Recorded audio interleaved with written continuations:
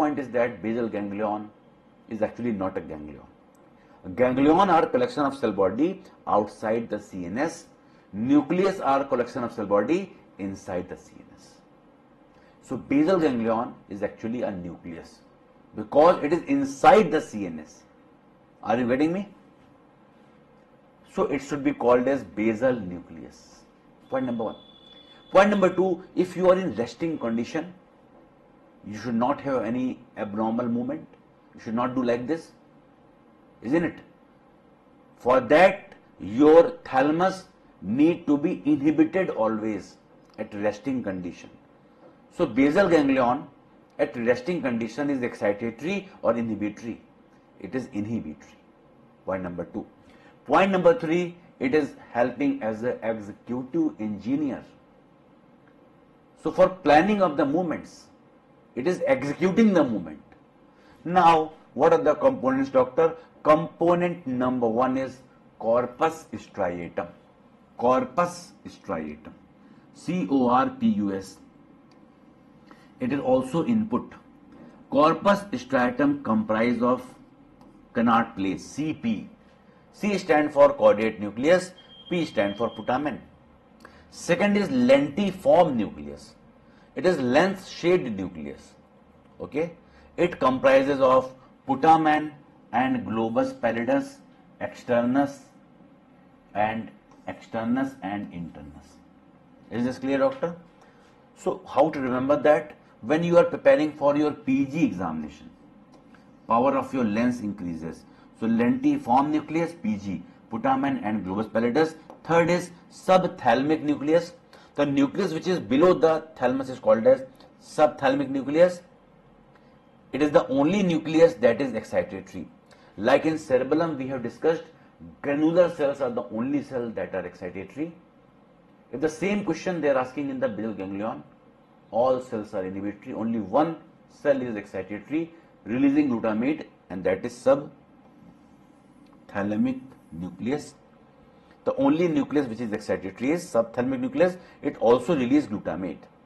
Then comes substantia nigra. It has pars compacta, pars reticularis. Okay, so nigra means black. So it is a black substance in the midbrain.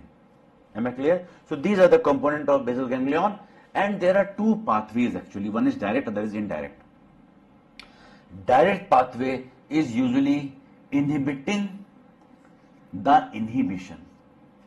Usually basal ganglion inhibits the thalamus. Now direct pathway will inhibit this inhibition, so it becomes excitatory. So now thalamus becomes excitatory and you can perform the movement. And those movements are done in the agonist muscle. For example, if you want to pick something, biceps will be contracting, triceps will be relaxing. So contraction of biceps is because of direct pathway. Relaxation of triceps will be because of indirect pathway, because indirect pathway is causing inhibition of the thalamus. Are you getting me? So whenever you are performing any action, there are two movements.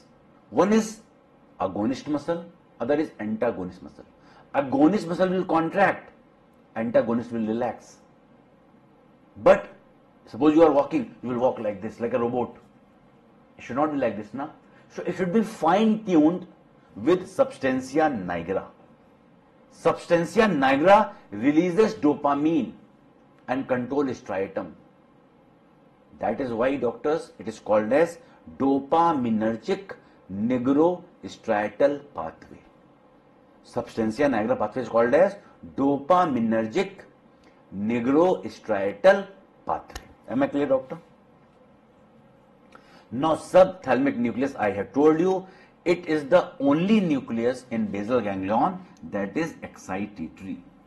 It controls associated movement like swinging of arm while walking. So when you are walking, you are swinging your arms. That is all because of subthalamic nucleus, doctor. And if there is lesion of this nucleus, we can see balismus, we can see hemibalismus. So if this is on the both side, it is called as balismus. If it is on the half side, it is called as hemibalismus. So what is balismus? So balismus is actually the flailing movement of the extremity. Flailing movement of the extremity is called as balismus. If it is on the both side, balismus. If it is unilaterally, it is called as hemibalismus. Flailing movement. Actually, balismus word has come from belly dance. In belly dance, there is movement of pelvic girdle and pectoral girdle. So similarly, the abnormal movement of the pelvic and pectoral girdle is called as flailing movement of the extremity. If it is on both sides, it should be called as balismus. If it is unilaterally, it is called as hemibalismus. Now, athetosis, when there is lesion of globus pallidus, it is called as slow writhing movement. Slow writhing movement. Patient is doing like this slow writhing movement. It is called as athetosis. Is this clear? Already I have told you dopamine is released from substantia nigra to control the striatum. Dopaminergic nigrostriatal pathway. If there is lesion of this, it will cause Parkinson disease. And what are the features of Parkinson disease? Mnemonic is trap, T-R-A-P. T is tremors. Which tremor?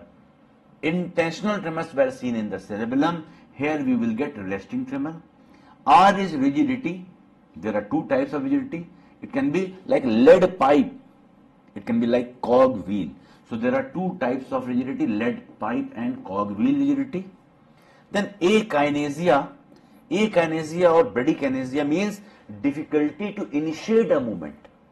Then P stand for pin rolling movement, like that, as if you are counting money.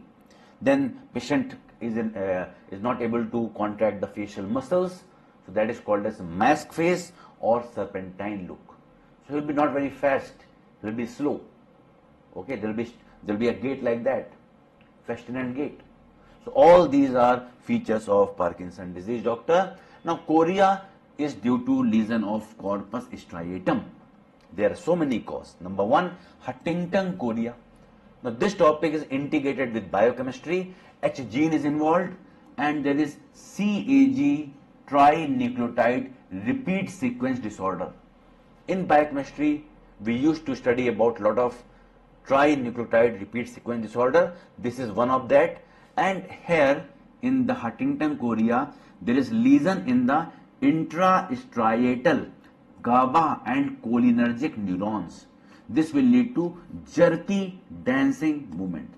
So the dancing movements are jerky. Okay, so chorea is jerky dancing movement. Athetosis is slow writhing movement. They are jerky movement. Now Wilson disease, there is a hepatolenticular deposition of copper. Copper is deposited in the lens as well as liver. They can also have chorea. In rheumatic fever, we can see chorea, and that chorea is called as Sydenham chorea. Then we can have chorea gravidorum in pregnancy.